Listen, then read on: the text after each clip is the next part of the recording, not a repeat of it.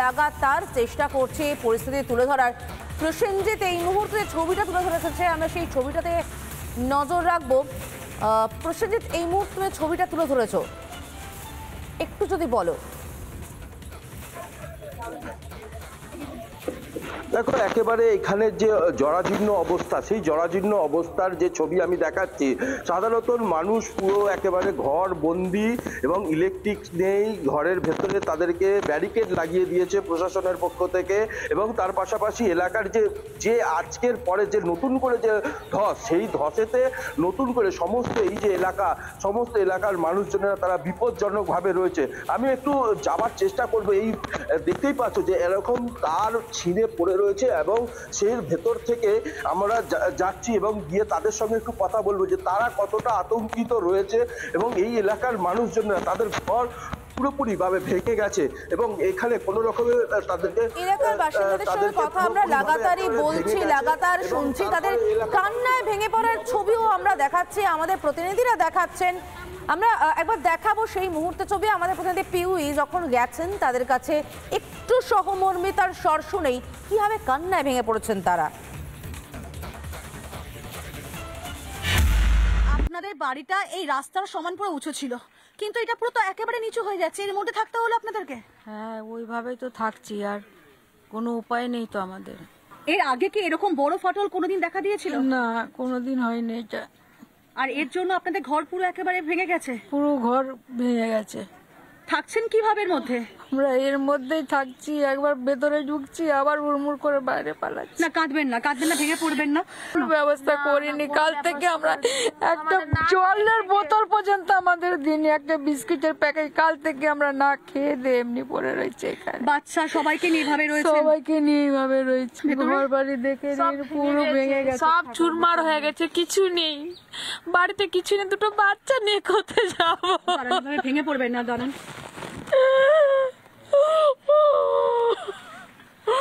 এই 8 তারিখে আমার মা মারা গেছেন, আর উঠতে পারছি না, আর আমার ঘরগুলো সব ভেঙে গেছে, চুরমার হয়ে গেছে, সব ঘরগুলো ভেসে গেছে, আমার ভেতরে চলে গেছে। আর কোন জায়গায় যাবো?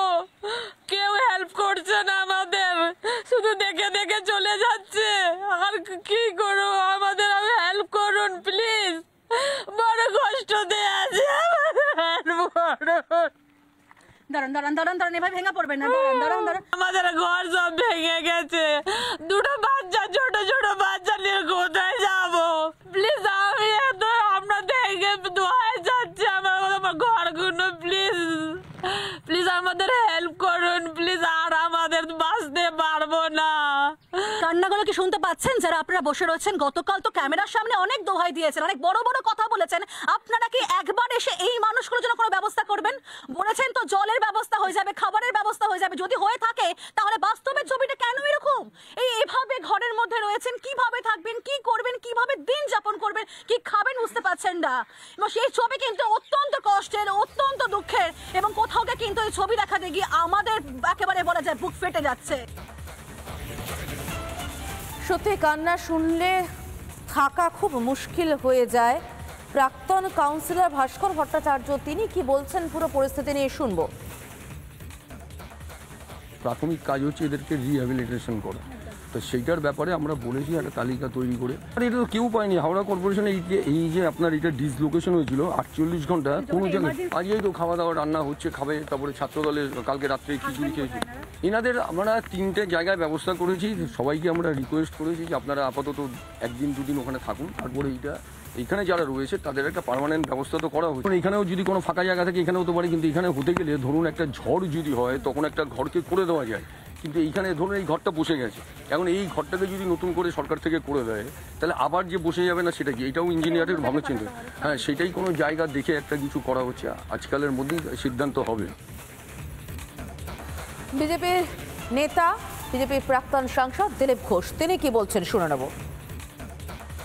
কি কারণে তার অনুসন্ধান করা উচিত যাতে আগামী দিনে এরকম দুর্ঘটনা না ঘটে। অনেক জায়গায় হঠাৎ পুকুর বুঝিয়ে দেওয়া হচ্ছে, হঠাৎ গর্ত বুঝিয়ে দিয়ে বাড়িঘর হয়ে যাচ্ছে, জল ঢুকলে ধস হয়ে যাচ্ছে। এ ধরনের ঘটনা রানিগঞ্জ, আসানসোল এলাকায় হয়েই থাকে। আজ হাওড়ায় কেন এ ধরনের ঘটনা ঘটছে? অনুসন্ধান করা উচিত, মানুষ তো ভয়ে ভয়ে বেঁচে থাকবে।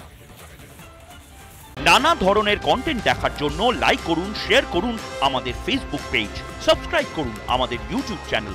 পাশাপাশি অন্যান্য ব্রেকিং নিউজের জন্য অবশ্যই চোখ রাখুন রিপাবলিক বাংলায়।